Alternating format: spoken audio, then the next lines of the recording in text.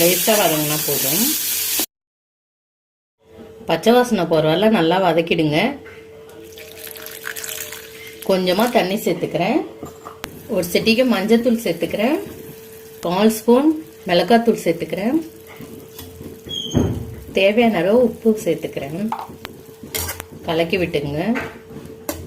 Low ஃப்ளேம்லேயே இருக்கட்டும். ஒரு 2 நிமிஷம் கொதிச்சா போதும். நல்லா கொதிச்சிடுச்சு. நான் கேஸ் ஆஃப் பண்ணிடுறேன். இது ஆறுன அப்புறம் தயிரில் சேர்த்துக்கலாம்.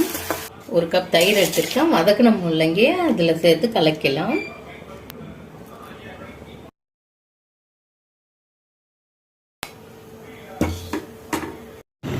நல்லா கலக்கி விட்டுக்கலாம்.